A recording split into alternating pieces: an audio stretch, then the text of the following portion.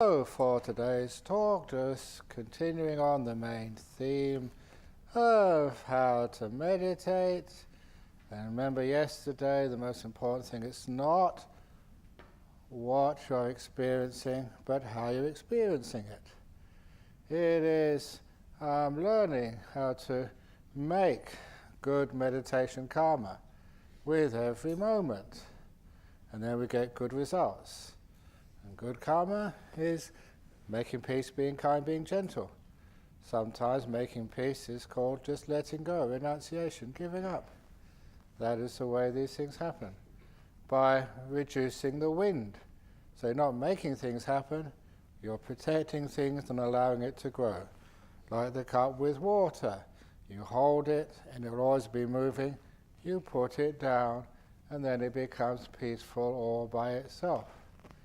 And this is such an important thing because we try to meditate by using our will, striving, and you find that just gets you tense. It can get you so far, but not any further.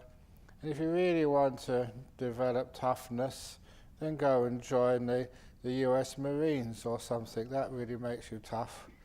But if you really want to be peaceful, it's a different way of relaxing, letting go, especially kindness. And that kindness, and together with mindfulness, becomes a kindfulness. And that got me onto another simile, which is in the book I wrote, Mindfulness, Bliss and Beyond, and it's a very common simile, which I have repeated many times. It is based on the simile of the 1,000-petal lotus. Yes, sometimes people think the 1,000-petal lotus is a Mahayana idea, but we have lotuses as well in Theravada. It doesn't really matter what tradition you are, whether it's in a lake, in a Christian monastery, or in the back of a mosque. The lotus doesn't matter where it's born and grows. It's just something which grows according to its nature. But also, when a lotus is fully formed, you will always notice that at night time it's closed up. It's got a hard bud on the outside. And if you didn't know what a lotus was, and you looked at it, you'd be so surprised that inside, in the middle of that lotus, was the most beautiful, fragrant, delicate petals. Because the outside is serrated, rough, and dusty, and it has got no fragrance. Just like Ajahn Brahm. Rough, serrated, no fragrance on the outside. But if you go inside, whoa. Now this is one simile, start of the simile, which I like, because every human being is like that lotus. And sometimes you think, no way they're going to get any deep meditation, no way can they get enlightened. Because you look on the outside and they're rough. No fragrance, no beauty, no softness or subtlety. But inside is the beautiful layers of petals. So the point is, how do we go inside? In meditation, we never go on to the next stage of meditation. We never sacrifice this part to go on to something else. The next stage of meditation is always right inside the stage you're in now. You don't go anywhere. You go in. Not on. That's why it's called insight. We look in. The opposite of insight is excite. And you don't get excited. That drives you out, makes you restless. Insight, looking in. In. Now, the simile of the lotus. What opens up the lotus flower? Yes, you can get your hands and peel it open. But that is going to destroy that lotus. You use nature. In the early morning, when the sun comes up, the first rays of the sun hit the outermost petal of the lotus, the rough, coarse one, and it warms it up with the warmth and the light of the sun. And slowly, that lotus, the outermost petal, opens up. Why? Because of the combination of the light and the warmth. And when the outermost petal is opened up, you see the next layer of petals, which is still pretty thick and rough, but at least it's got a bit of color and maybe a slight fragrance. But now the outermost sheath is taken off. Now the warmth and the light of the sun can warm up that next layer of petals so that it can open up, revealing the layer of petals inside, so that now they can directly receive the light and the warmth of the sun. Layer after layer, one after another, it opens up to reveal the layer inside, so that can receive the warmth and light of the sun and open up in turn. And as you go deeper and deeper and deeper into the lotus, the petals become more fragrant, more beautiful, more delicate, more subtle. And when you go deep into that lotus, you wouldn't believe such amazing, beautiful colors and fragrances on a very, very light, thin layer of petals could ever exist, but it does. And they're all inside the rough layer. In that simile, the lotus is you. Rough, serrated, coarse, no fragrance, maybe a stink, but no fragrance. And how do you open up the lotus? The warmth and the light of the sun. Kindness is the warmth. Mindfulness is the light. You're aware and kind. Aware and kind, that's all. And so, you're sitting there, sitting down, another meditation, closing your eyes, with my body, I'm aware of it, and I'm kind to it. As I mentioned yesterday, with a sweeping meditation, or just find out any part of your body which is a little bit unpleasant, needs a bit of mindfulness and kindness.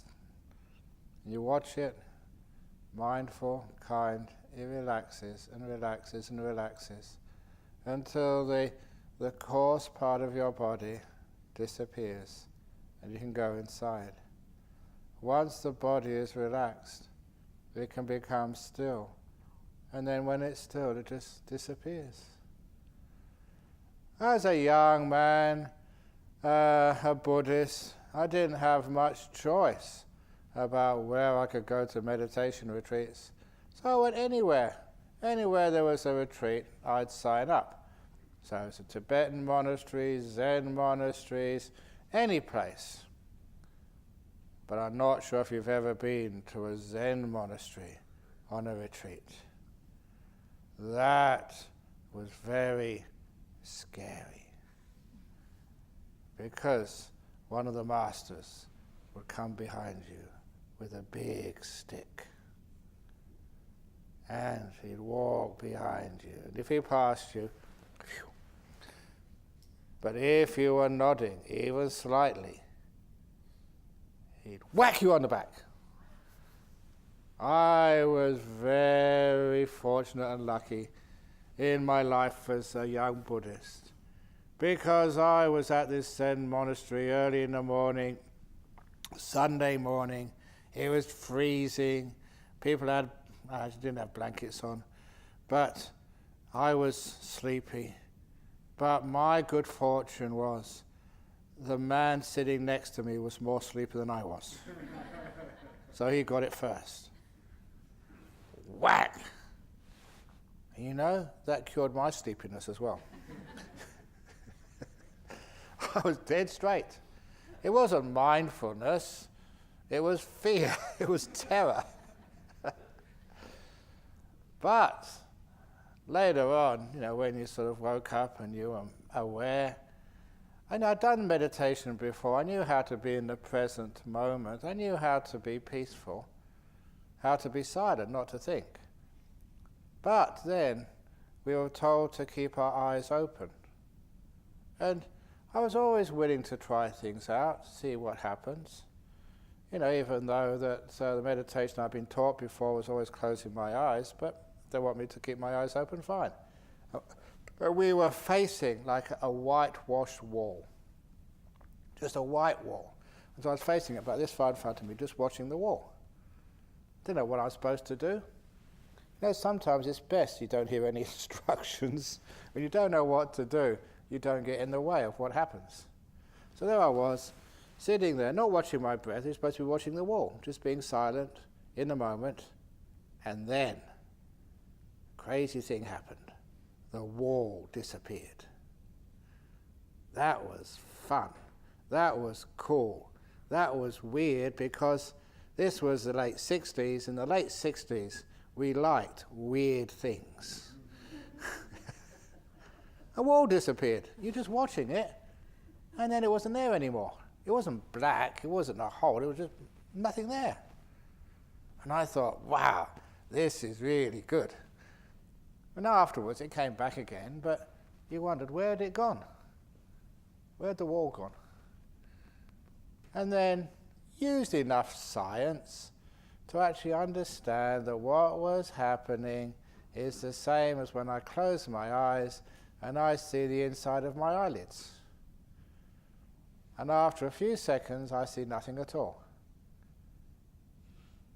Because it was a constant, unchanging visual object, just a white wall. And because I wasn't thinking, I wasn't watching my thoughts, I was actually focused fully on the wall. And because it never changed or moved, it vanished. It disappeared. That is just the nature of the human brain.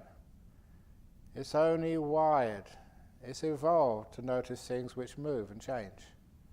If something stays perfectly still, if it stays the same, it vanishes.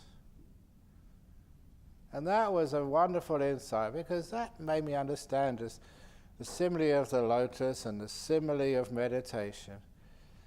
If you are sitting perfectly still, and you're not thinking, you're in the moment, and there's no aches and pains or stuff in the body, you're watching the body and then it vanishes, it disappears. It's not there anymore. Like last night, somebody said their hands had vanished, the legs had vanished, their teddy bear had vanished. Because it wasn't moving, nothing was happening. And then the brain turns that sense off. So when you're watching, after a while, you're not seeing blackness, you're not seeing anything at all. The sense of sight has turned off. And the body, to turn the body off, like smell. Smell is very easy to turn off because you're in a room, there's no incense. That's actually why they used incense in the old days, because people's personal hygiene wasn't that good. So at least they could actually put the incense in there and it stopped people smelling, just everything else. But even in these days, even though we've got good personal hygiene, still that sometimes people may have indigestion and they may pass wind. So we always say that if that's you, and if you've got indigestion and lots of farts coming out the back, please, out of compassion for everybody else, please sit on the back seats so there's no one behind you. And that explains why the people sitting in the back seats are there.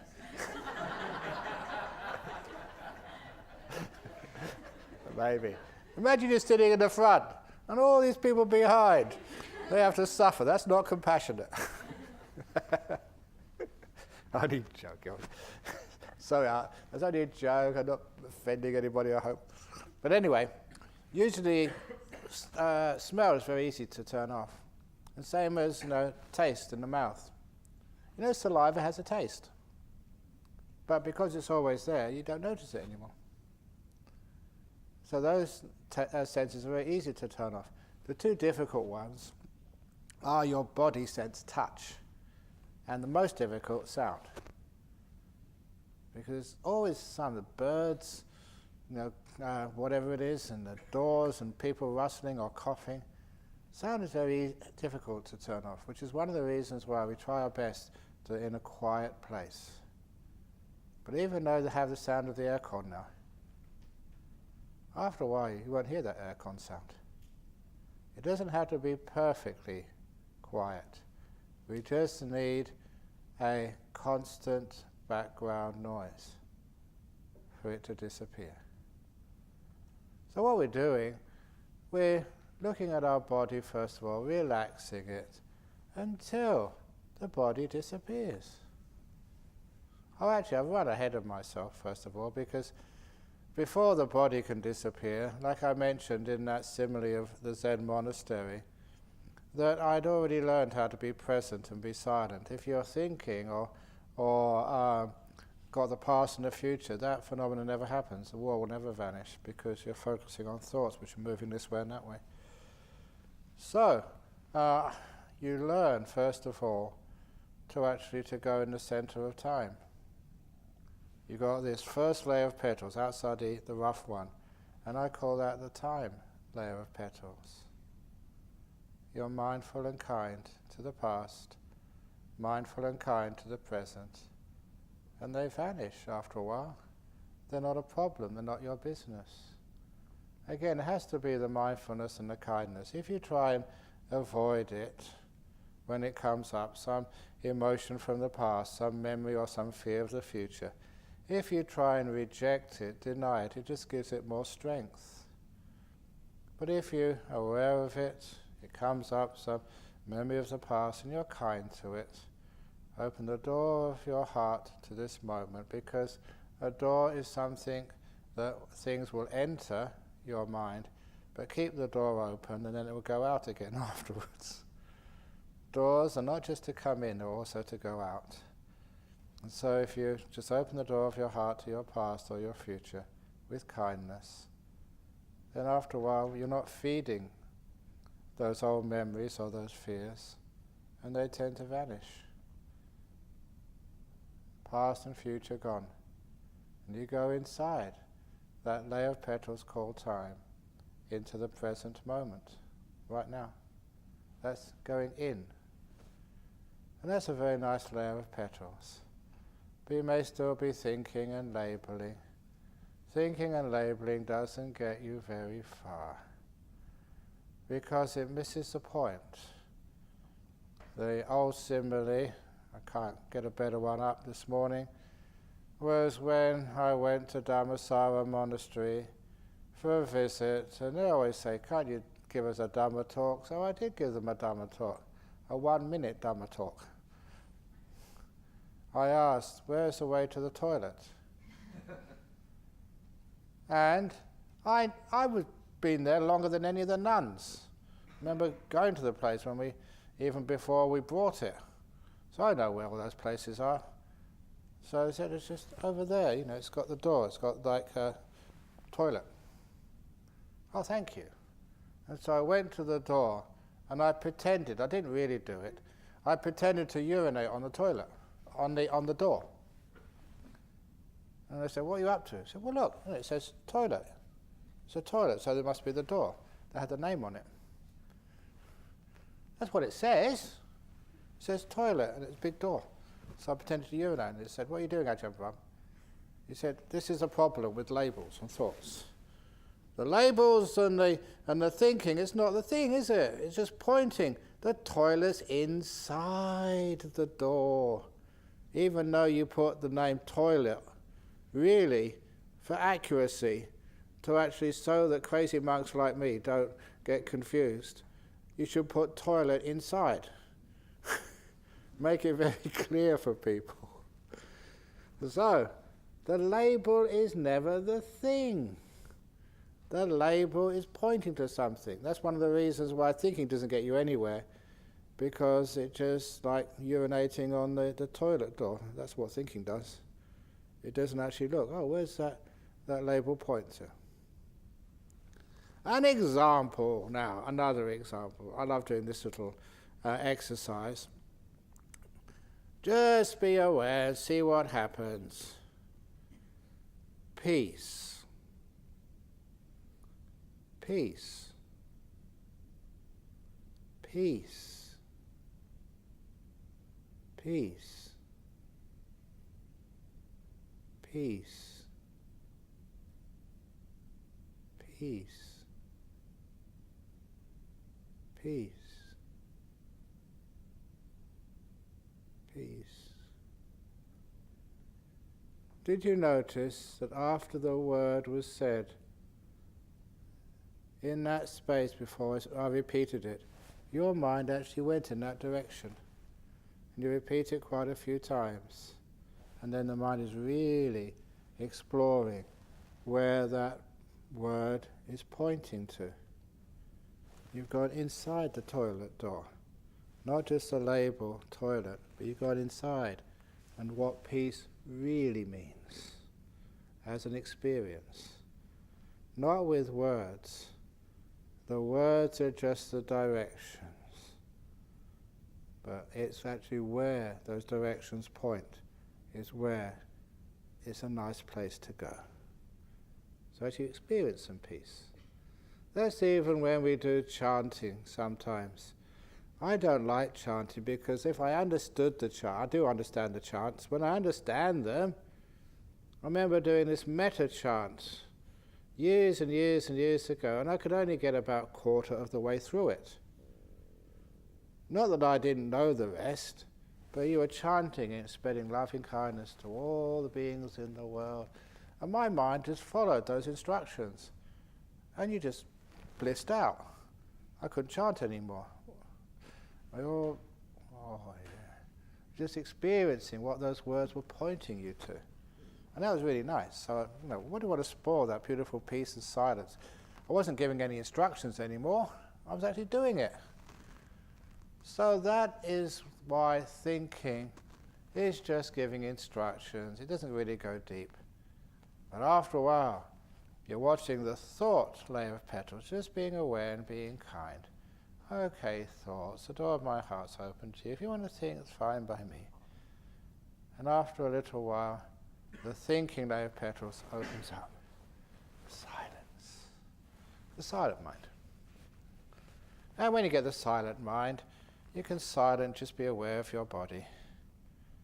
And of course, that layer of petals opens up and you go inside the body. You know what happens next? The bodily feelings have gone. No past, no future, no thinking. As I mentioned, the only thing which moves is the only thing you can be aware of. Things which don't move at all disappear. Body's not moving, the mind's not moving into past or future or thought, and there's one thing left which is moving.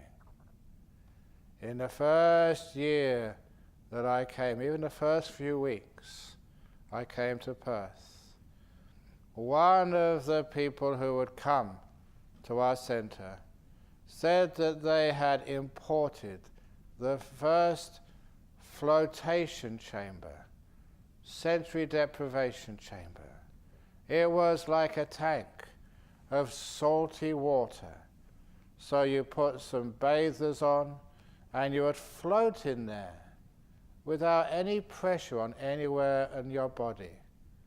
You wouldn't sink, you wouldn't sort of go to the top. You're just nicely balanced in there without any pressure anywhere. And it was at your body temperature, not hot, not cold, so you could really relax the body. It was soundproof and totally dark. And what else was there? It was actually sensory deprivation, trying to turn off all of your senses so you could really, really relax. No aches and pains. Better than a bed because you were floating. And totally dark, no sound. And so they invited the Buddhist monks to try it out. And because of hierarchies, anyway, Ajahn got in there first day. And he reported to me afterwards, what was it like? And he said it was really noisy in there. What do you mean, really noisy? It was soundproof. Yeah, you couldn't hear any sounds from outside, but you could hear my sounds, especially the breathing. because there was nothing else going on, that was really prominent. But anyway, I didn't mind because I was due to go the next day. But that morning, somebody brought the local paper, and there was a big advertisement for flotation chambers, as used by senior Buddhist monks. It was a scam. They tricked us into going in there so they could use us for an advertisement campaign. That was really mean. So our committee said, no, you can't go in there. And I said, well, damage has been done, doesn't matter. No. I was really upset. But anyway, it did teach me something, because what it teaches you is that, yeah, when all the body disappears, no past, no future, the only thing which is left is your breath, yeah. That is why, I always wondered, why is the breath is the most praised meditation by the Buddha, the path? Why the Buddha always taught the breath, and why in all traditions the breath meditation is usually, always, the most important. Because you don't even need to go looking for it. It's a default position. When everything else vanishes and disappears, that's the only thing which is left, the breath. Sometimes, I should say this now, sometimes though, you're watching the breath is one other thing which is moving when everything else becomes calm and peaceful, and that is your heart. And it does happen sometimes that people actually start to watch their heart rather than their breath. And that's a distraction, because if you calm your heart down, slow down the beats until it becomes perfectly still, then you're in big trouble. Doesn't matter about the breath, that's easy. So what we normally do, if there is a distraction like that, you're getting into meditation, you can hear pump, boom, boom, especially if you get excited, boom, boom, boom, but you want to sort of go to the heart. Now that is a problem, and there is a solution. Because if you put too much effort and stress, it just gets worse. So what we do, we use a simile, which is, again, the simile of when you watch a TV. Because when you watch the screen of your tablet or whatever, your iPhone, you always notice, I didn't understand this at first, when I was sitting in the economy class in Singapore Airlines and you had this tiny screen, you had to watch it for the safety demonstration. I was watching that there, and then after a few seconds, I couldn't see the upholstery of the seat in front of me. I couldn't even see the plastic of the border of the screens. By watching it, my mind had just fitted perfectly into that small screen. And I also noticed over the years, visiting people's houses, how bigger and bigger and bigger their TV screens get. And honestly, the experience you get watching a huge TV screen and a small TV screen on the back seat of Singapore Airlines is exactly the same. Once you sort of, your mind fits into it, it fits in perfectly. Well, however big the screen is, big, your mind fits into that. Small, it fits into that. Otherwise, how could you watch YouTube videos on your little iPhones? They're tiny. The only time you notice the size of the screen is when it's not turned on. So check it out, your mind actually fits in, so you can't see the edges. Now that's important because understanding that, you understand how, if you have a distraction like the breathing, or even if early on in meditation, having a distraction like somebody making a noise, how to deal with distractions. You have this huge screen of your mind, making sure your meditation object, maybe if it's this case it's the breath, is in the center. So you're watching your breath in the center. Yeah, the heart is over here somewhere, boom, boom, boom, boom, boom. But if you think the heart is a problem, the heart will come to the center of the screen and the breath will be onto the side. Whatever's the center will actually remain. For example, you're watching me now. You focus on me and then everything to the left and the right soon disappears. It's the nature of the mind, just what you look at in the center is maintained. So I'm watching you now, and you've disappeared over there, wherever you are. Oh, there you are again. Actually, you've disappeared. You focus in and things on the edge fall off the screen. So if you do have watching the breath and the heart starts to disturb you, because pump, pump, pump, pump, don't bring the heart into the center of your field of attention. Leave it out there, or sort itself out. Don't make it a problem. Keep your awareness on the breath, and then what's on the edge, you won't know when this happens. It will just fall off the edge as you focus in on the breath. Someone is making a noise, burping or whatever, focus in the center, which is your breath, whatever your main meditation object, and after a while you won't be able to hear them. The classic story of two of my disciples, Malaysians, who were at home watching the TV one day, and they were really focused on the TV. It must have been a great movie. And at the end of the TV performance, they got up, one to go to the toilet, one to boil some hot water to make a cup of tea or coffee. And it was only then, when they got up from the sofa, did they realize that someone had been in the house while they were watching the TV. Many things, valuable things, were missing. Even from the shelves right behind the sofa. It was a very, very cheeky burglar that got into their house while they were watching the TV, this is a true story, while they were watching the TV and stole things from right behind them. And they didn't hear a thing because they were so focused on the TV that everything else fell off the screen. If you understand that, if your husband is watching the football and you try and talk to them, darling, time for dinner, you're already off the screen. They can't hear you. You don't exist. And that's the truth of the matter. You focus. And I told this couple, if only you could do that while you're meditating, that'd be wonderful.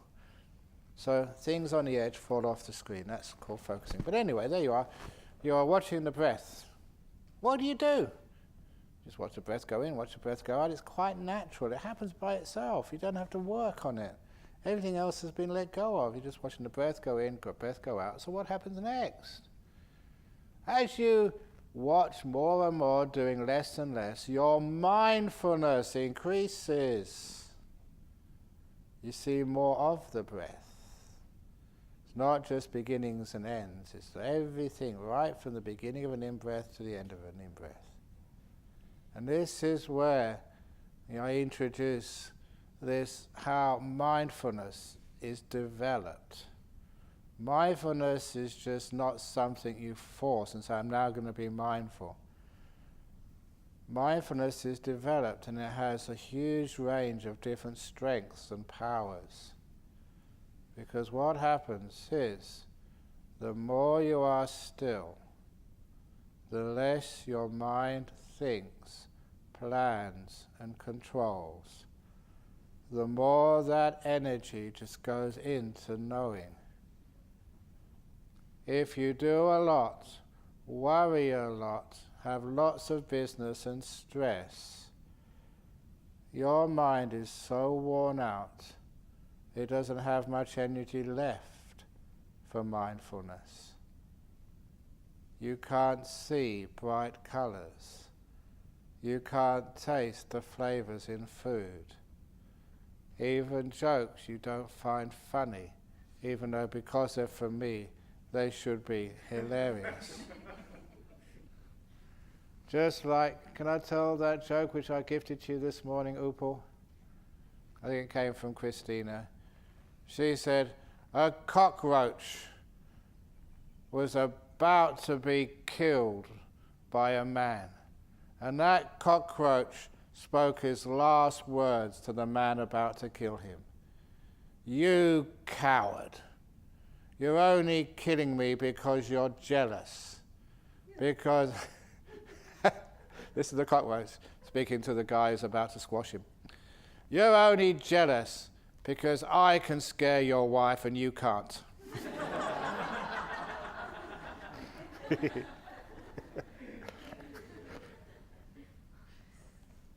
So it's a really funny joke, but say if someone's really depressed, that's all you get out of it. And the reason is the mind hasn't got no energy. And I sometimes see, at the end of a retreat, especially when people's meditation goes up, you can say anything and people laugh. They've got the giggles.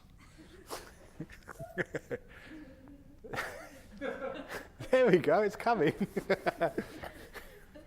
And one of the reasons is because you actually got some energy coming up. So what happens is that no energy, really low energy, which is so common in our modern world, you're depressed. And it's because you've been working too hard, doing too much, thinking too much, worrying too much, anxious too much. Because you're worried, it's like a vicious cycle. Because you're worried and anxious, you can't sleep, you can't rest, and life becomes really dull. And the most delicious food, you can't taste it. It's just bleh. The most beautiful sights, bleh. Everything is grey. You can't enjoy anything. All it is low energy. But when you start meditating, you're not wasting energy. You're not thinking too much. Right here, you've got very few duties, no problems, no work. You've got to cut up some vegetables. I mean, how stressful is that? Not very much.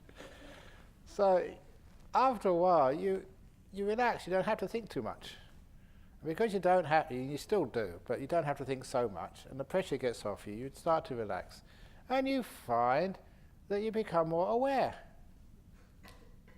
All it is the energy which you waste, thinking, worrying, planning, all that energy is freed to go into knowing, into mindfulness. You're boosting, it gets energized, the mindfulness. And I love that phenomena, because when you really get some energy up, lots of mindfulness up, everything looks beautiful. And it's amazing the experiences you have. First retreat I ever did in Cambridge, it was a boarding house. This was in the holidays, the vacation time. So we hired these boarding houses, because the students weren't there, really cheap. But there was one big problem, and that was boarding house food in the 60s and 70s for students. Because of all the chefs, all the cooks in the whole country, the ones who couldn't get a job anywhere else would get the bottom of the pile job cooking food for impoverished students. And it was notorious. The food was usually meat and 2 veg. It didn't matter what the veg was, it all tasted the same, because any flavour had been boiled out of it. Everything was just really, really tasteless. And I really thought of taking sandwiches or something to supplement that tasteless food. But I was so amazed that you had your breakfast and we had dinner in that place, not as 5 precepts, and it was such delicious food. And I thought I was so lucky that of all the cooks in all the boarding houses for students in that country, my good karma meant I've got one who could actually cook. And I thought it was the cook, and it wasn't. All it was had some good meditation. My mindfulness has got so strong that even the slightest, the tiniest remaining flavour after all that boiling, I could pick up. I really could. I remember actually last year, I think, after I did a retreat over in Bodhinyana, just a personal retreat. After I finished my retreat, get some nice meditation, my mind was really powerful. And I remember the first thing in the morning, the breakfast, I had some baked beans. And I put a spoon of baked beans in my mouth. Wow! It was like an explosion of flavour. Just, the saltiness, the sweetness, the texture of a bean, the tomato-ness. I mean, it was incredible. It was so rich and full. And I never tasted a baked bean like that ever before. It was amazing. It was, wow! And it's only a bean. But my mindfulness was so strong, you got everything out of it. And that was amazing. And I love experiences like that. Sometimes after good meditation, you look at the floor. Look at all that stuff going on in that floor. all the yellows and the browns, and just, it's like a work of art. Everything starts to get really, really beautiful. That's what mindfulness does. And the story which I tell at every retreat, which I cannot resist, and many of you know what's coming, it's one of my grossest stories ever, but it's true. This happened, and I can show you the toilet cubicle where it happened. We should put a sign in there. This is where Ajahn had this experience. So nice meditation here in Jhana Grove. I meditate as well, not just talk. And there I was meditating. Oh, just really beautiful meditation. Really happy afterwards. A lot of energy, lots of joy. You had to go to the toilet to do what we call a number two. You know what a number two is? Yeah, okay, you know what a number two is. So you went to the toilet, did a number two, and made a big mistake. My big mistake was after, doing my thing. Before flushing the toilet, I looked in the contents of the bowl. Wow. It was incredible. No exaggeration.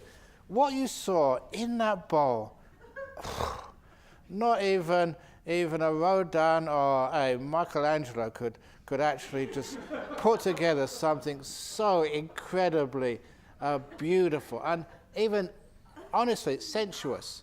The little balls, just the way they're all put together like an incredible sculpture. And it's not just one brown. It's got all these different shades of brown, hundreds of shades of brown. The way they all interacted together with their color, and they related to one another.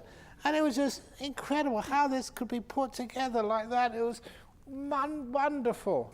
And I also remember there was a tiny bit of mucus on there, so that was like a diamond twinkling in the bottom of the bowl, glittering.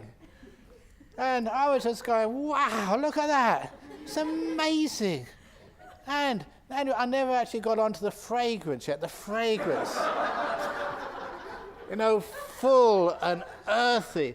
Not these just false, fragrances you find in perfume bottles or in the soap powder. That's just so fake and so superficial. It's not real. This is life. This is earth. This is this incredible deep and full, and your nostrils had an explosion of wow.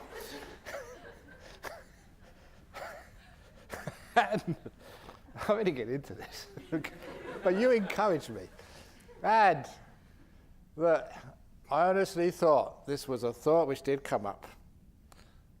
I'm going to pick this up and show my friends.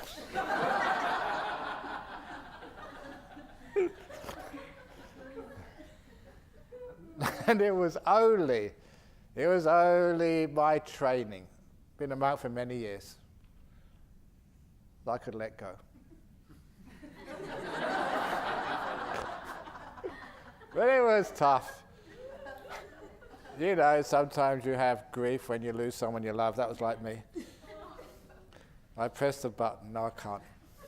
Come on. No. About 5 more minutes. And you press the button, and the most beautiful piece of shit in the world just went out of my life forever. I think I'm still traumatized. Maybe post-traumatic stress, that's the reason.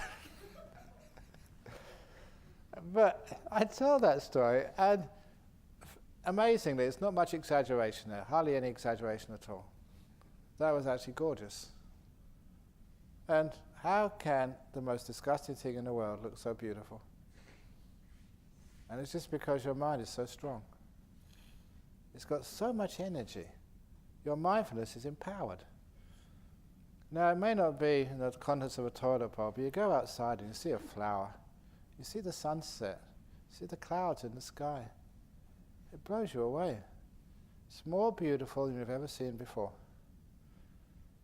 Why? Your mindfulness is growing strong. That's a sign. And it's also so fun and so joyful.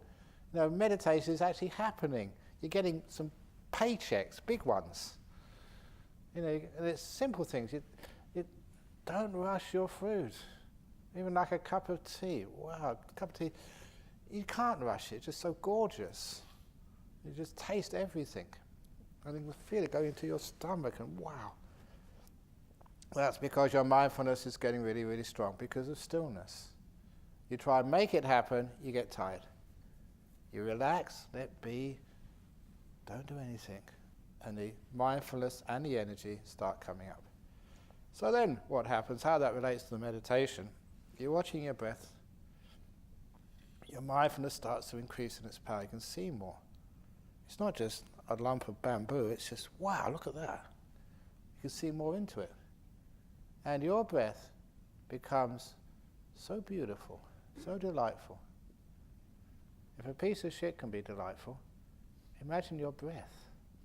It's incredible, just this breath just coming, bringing this oxygen, this life into your body.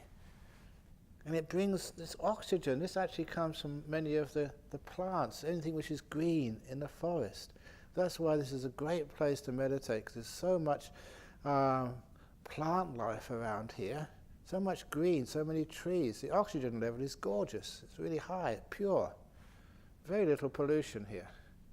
And so when that comes into your body, it's incredible, purifying, giving you energy, going not just into your lungs, everywhere. And at the end of just one in-breath cycle, then you let it go. And that sort of out-breath takes all the toxins, the carbon dioxide, all this other stuff which has to be released from your body. It's a cleansing of your body. And it's not polluting the world because the trees, everything which is green, takes up that carbon dioxide. This beautiful relationship you have with nature as you breathe. It's not just breathing in, breathing out. It's incredible, it's powerful, it's deep. Now you're getting into some deep layers of petals. The breath becomes a delightful breath. And you're sitting there and just, wow, I can do this for hours. Oh yeah, breathe in. If you haven't got delight yet in your meditation, don't go, I've got to work harder. Please don't do that. Just relax, just be more still. Don't think so much. And then you'll find the energy comes. And this is really hard for me because people always want to attain things. And so they start doing stuff. Get up early, don't sleep well, just start talking, checking your emails, whatever it is. Just throwing away the opportunity for peace and stillness and this beautiful energy coming up. When that energy does come up, really peaceful energy, that's why people love coming to places like this. Everyone, they just bliss out, having a wonderful time, happy. This is great, oh yeah. No drugs, no alcohol. It's a natural energizing of mindfulness which brings huge happiness. And this is only breath meditation. The breath gets so refined because you don't do anything. You don't want to do anything. It's just peaceful. It's just joyful. You're having a great time. And because you don't move anything, because you don't do anything, you don't have to, you get really content, deeply content, the energy keeps increasing. All the energy which would usually go in criticizing, taking notes, making it happen, or stopping things happening, all of that energy just flows into your mindfulness. The breath becomes gorgeous. And the joy, the happiness gets so strong that dominates. You're not watching your breath anymore, just what really is taking over is the joy, the happiness, the piti sukha. It's supposed to happen. Sign of strong mindfulness. You're going next layer of petals inside the breath. Now you're getting to the amazing, incredibly gorgeous, fragrant layers of petals. And that's the lights, the nimittas. Beautiful. They just happen by themselves. Don't go looking for them. If you go looking for them, you just stop them happening. So you just develop the stillness, the contentment, the peace. And it just builds and builds and builds. And then you get this very powerful mind Beautiful lights in the mind. It's only lights because that's the mind being energized. If anyone knows that Pali, Pabhasarajita, the radiant mind, because it's like looking at your mind in a mirror. That's how you usually see it. Beautiful, beautiful light. And when that happens, then you're flying. If it hasn't happened, I've got another 4 days. I'm going to make it happen. I want. That's my problem. Whenever you start going into the deep parts of the lotus, people always start to get craving and wanting. So be careful. It doesn't come from wanting. It comes from stillness. Wanting stops the stillness. It just makes waves on the lake. So there you are, just this beautiful, beautiful warrior. For many people, you get scared. You're in the big time now. Beautiful, strong nimittas, credible mindfulness. No, don't get scared, for goodness sake. You're getting into deep states of meditation, but they're good for you. Some people say, oh, better not, because I've got to go to work when I get back. If I carry on like this, I'm going to become a nun. There's nothing wrong with becoming a nun, is there, Venerable Chandra? It's beautiful, it's wonderful. There was this one person, I better not say who it is. They were on this retreat over in Sri Lanka, and it was a bit of a scallywag teacher, telling them, oh, you're a stream winner now. And then the husband would ring up his wife back in Perth, oh, I'm told I'm a stream winner today. Oh, congratulations, that's amazing. And then a week later, because he carried on, oh, the teacher said, I'm a non-returner. I made non-returning now. Wow, that's really impressive. And then another week, he rang up his wife in Perth. The teacher said, I'm a non-returner. And at that, the wife said, enough. Come home, pay off the mortgage first, go to work, and then you can go on and become the last stage. Really funny way to say it, because the poor wife, if he became an arhat and became a monk, then no one to work and pay the mortgage off. She's a very practical lady, very devout Buddhist. But anyway, you get beautiful meditation, just go for it. And it's totally happy and healthy. And then afterwards you get into the big league. The bliss just takes over and you just go right inside the bliss. And those become the jhanas. Can't hear anything. Just sitting down here. And just like that little novice, bell goes, people go off to have lunch, or whatever, you're just right inside yourself. Can't feel anything. People tap you on the shoulder, lunchtime. You can't even feel it. 5 senses totally vanished. Peaceful and blissful. Now you're getting some experience, which is what you're supposed to do as a Buddhist meditator. And it's giving you huge amounts of direct experience of what it's like to let go. And why your will controlling, stopping you, is enemy number 1. Why we do let go. Why we do become still. Why we do become empty of our body. You come back again afterwards. You come back again walking on air. I mean, not levitating, but just so happy and so joyful. And the usual side, when you get that deep into the lotus, is like, I call it like the afterglow, for want of a better word. People have a really deep meditation, and they come up afterwards. And the nearest I can explain it is like when, as a young man or a young woman, you fall in love for the first time. Oh, I'm in love. Oh, the whole world is beautiful. The stars are so close I can almost touch them. Everything is just gorgeous. But that's not another person of the same or other sex involved. This is your mind. You just had a beautiful jhana. You're high. You're beautiful. Everything is gorgeous. So what's one of the little... Okay, I'm telling you my tricks. Sometimes if somebody comes up and says they've got a jhana, and I say, women can't get jhanas. And I wait to see if there's any reaction. They say, what are you talking about, Ajahn? That's misogynist. Women can do as much as men. It's okay, I know that, but obviously you haven't had a jhana.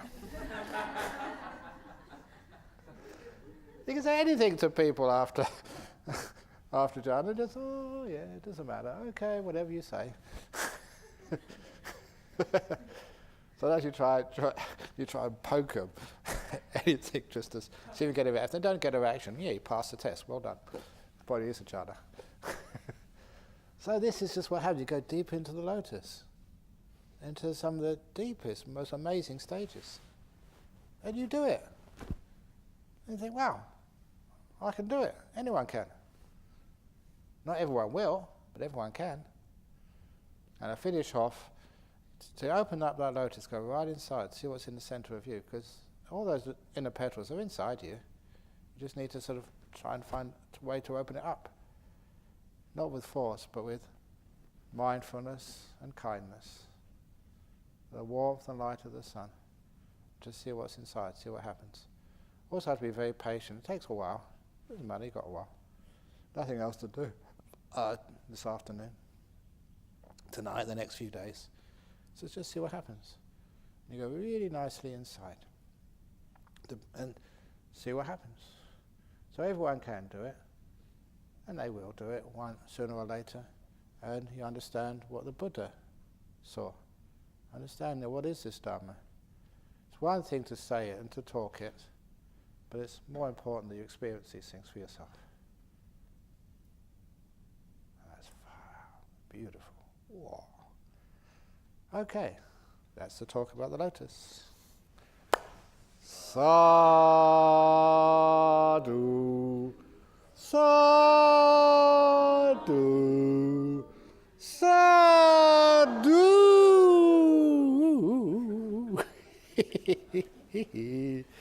Ho, ho, ho. Crazy monk.